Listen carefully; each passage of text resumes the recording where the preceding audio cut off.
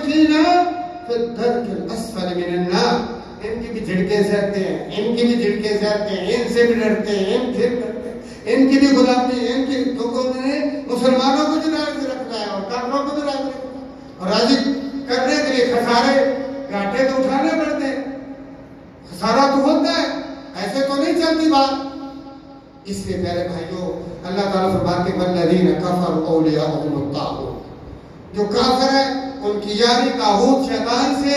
دو ہی پارٹیاں ہیں, ایک اللہ کی پارٹی وہ مومن اور مسلمان ہے, اللہ نے سچا مسلمان اور مومن بنایا.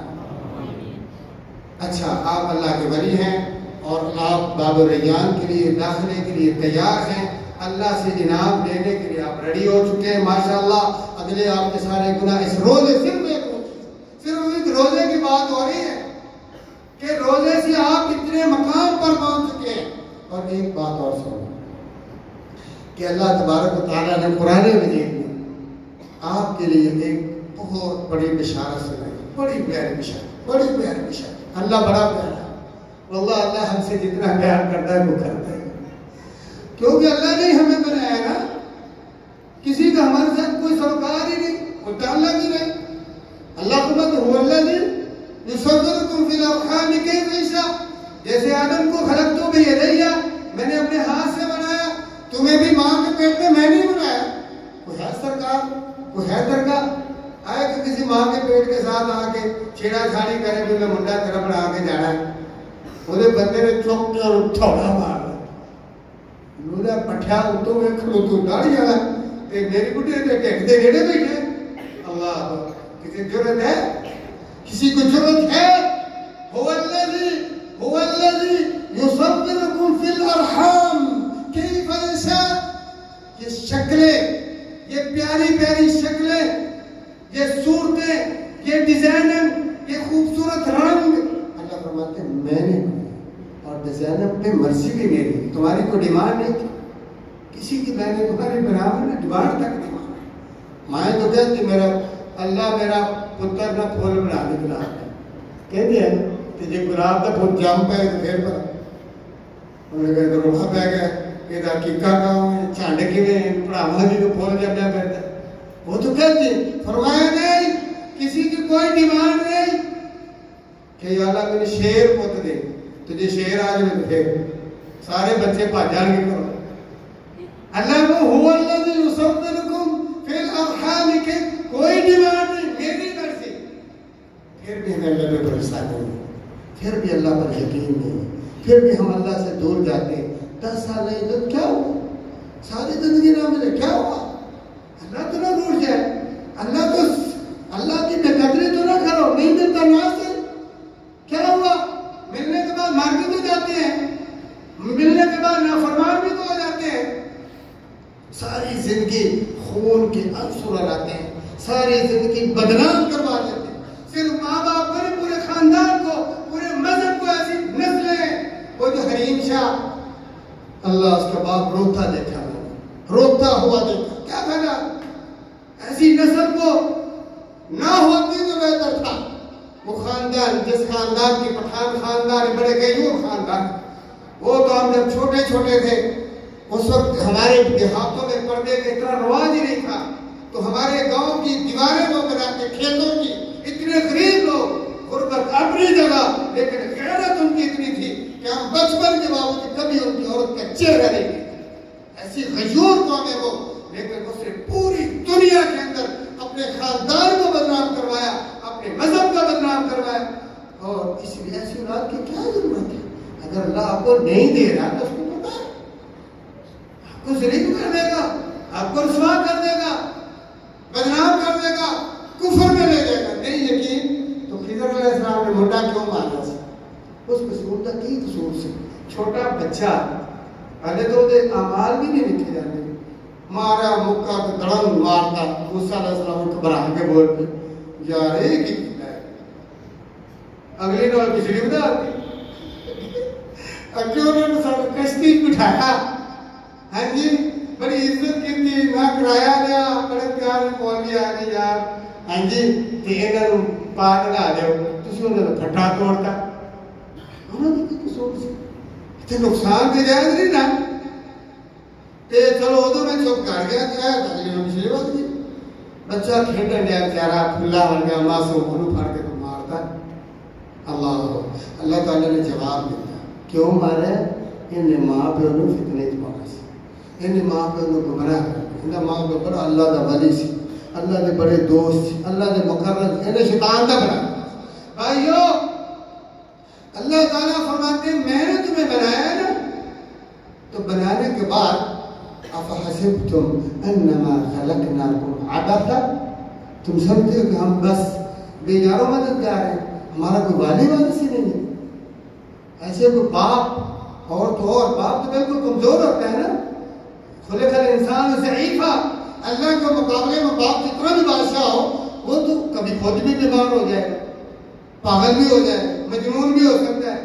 تربیت کا پتہ ہی نہ ہو بچے کیسی کر رہے ہیں پتہ ہی نہ ہو شرابی ہو سکتا ہے گمراہ ہو سکتا ہے خود مارے بچے کو کتنے بچوں کو قتل کر دیتے ہیں والدین کرتے ہیں نہیں کرتے بچے ماں باپ کو اور ماں باپ بچوں کو بھی قتل ایسی سنی آپ نے خبر بیچ میں تو اللہ تبارک و تعالیٰ فرماتے ہیں کہ اگر کوئی باپ مثال کے طور پر بچے پیدا کرے اسکول میں داخل نہ کروائے کپڑے لے کے نہ دے پیسہ بھی ہے سب کچھ ہے گھر بار کوٹھی اور جناب اس کے بچے بھیک مانگ رہے ہوں اور کوئی ان کا لباس اچھا نہ ہو اور نہ ان کو گھر سونے کو بھگا دے گھر سے نکال دے کوئی ان کی تربیت نہ کرے جاہل بدو نکھٹو ایسے بچے کوئی زخمی بن جائے کوئی شرابی بن جائے وہ دولت بڑی تو آپ کیا کہیں گے ماشاءاللہ بڑا چنگا پیو ہے جی حق ادا کرتا تربیت کا کیا کہیں گے بڑا ظالم بڑا دیوس بڑا بخیل بڑا کنجوس اس بات سے بہتر تھا کہ یہ ان کا باپ نہ ہو تمہارے کوئی ملک آپ کو پیدا کرے چھوڑ دے تو منگو ہورا دو ذلیل ہو رسوا ہو ایمان برباد کرو عقیدہ خراب کرو جاؤ لیکن نہ بول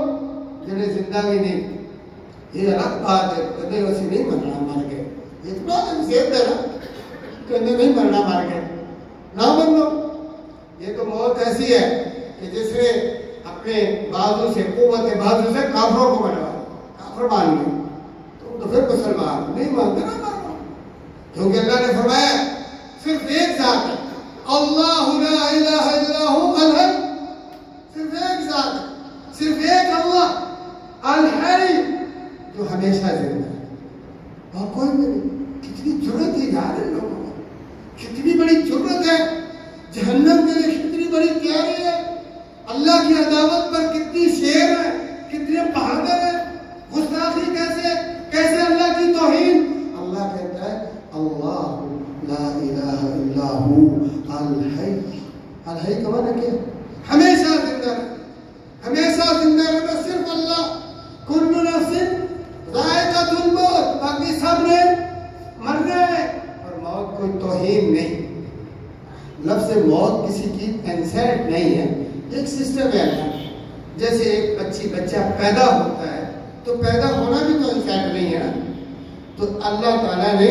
ایک وقت دیا ہے زندگی دنیا کی جس کے بارے میں فرمایا دنیا سجن المؤمن وہ جیل میں آیا کوئی بھی آیا جیل میں آیا ایک بیرک میں بند تھا جیل میں اب اس نے اس سے جان چھڑانی ہے تو موت سے جان چھوٹنی ہے کس سے چھوٹی ہے بھائی صاحب موت سے تو موت سے اس دنیا سے عالم برزخ میں کچھ وقت وہاں گزارے گا وہاں کی حالت کو بھی اللہ جانتا ہے پھر اس سے آخرت کے میدان میں 50,000 سال کا وہ اس نے عرصہ گزارنا ہے تو یہ سارے مراحل ہیں اور ان مراحل کے نام اللہ اور اللہ کے رسول نے بتائے ہیں کہ جب انسان پیدا ہوتا ہے تو ولادت کا مرحلہ ہے اور اس کے بعد موت آتی ہے کہ قبر کی طرف روانہ یہ انسان نہیں ہے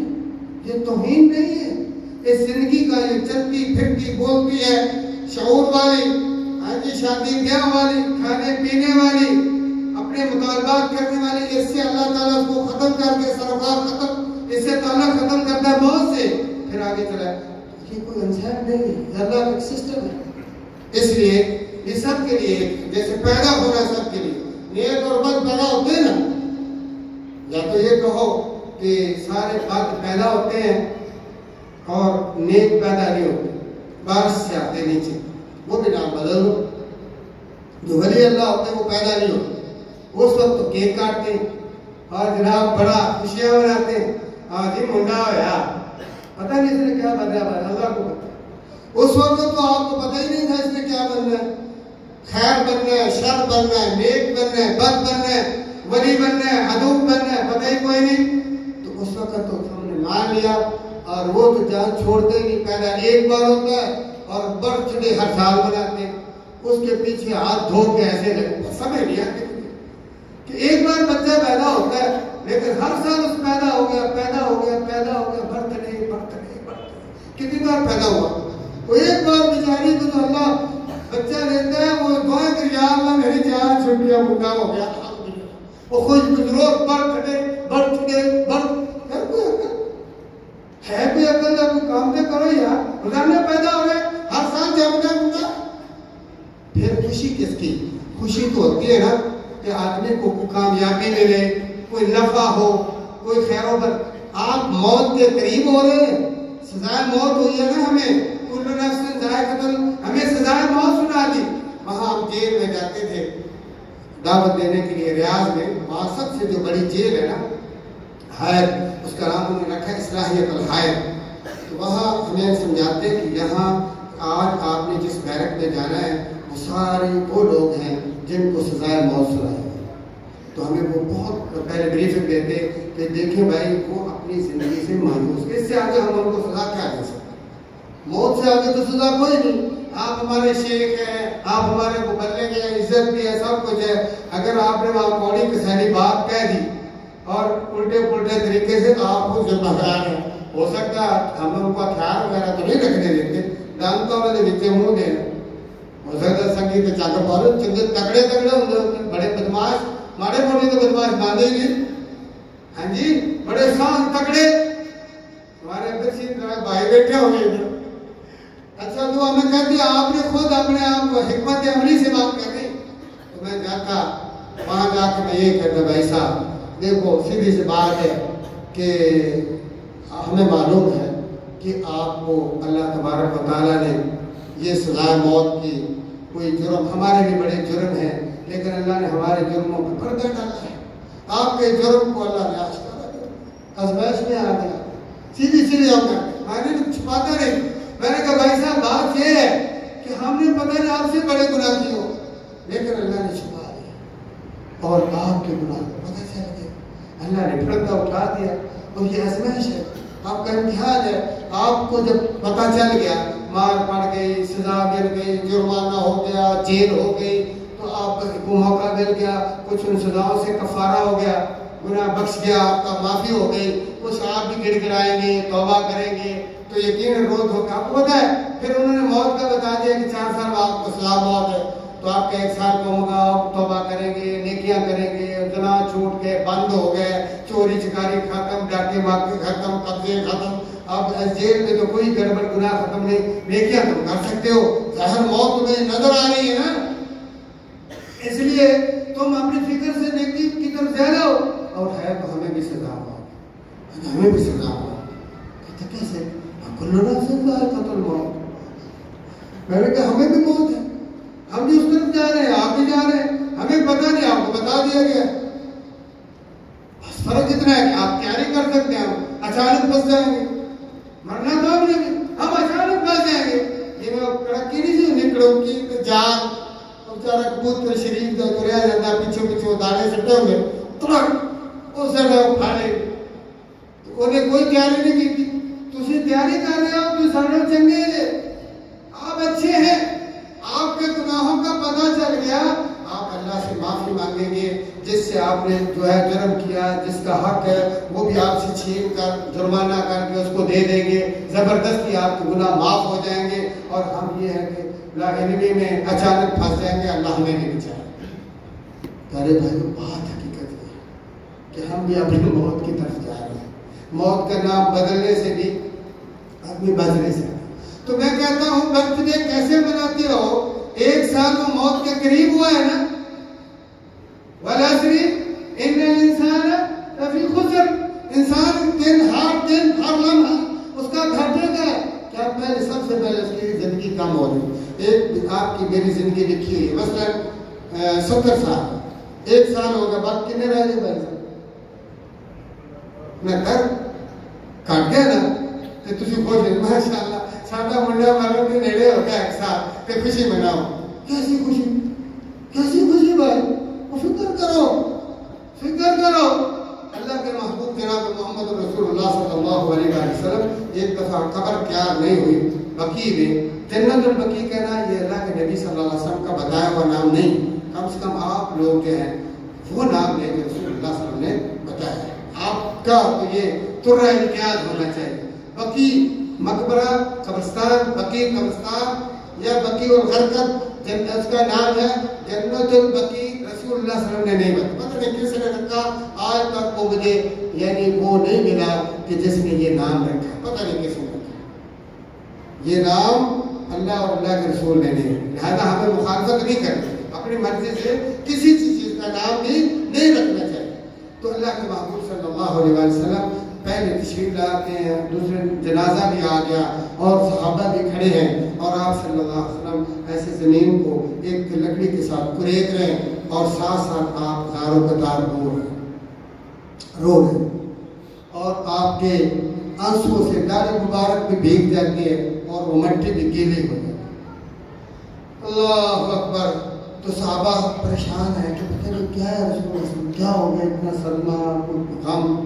تو پوچھا رسول اللہ کیا ہے, کیا ہو گیا, کیا رو, کیوں اتنا زیادہ رو رہے ہیں.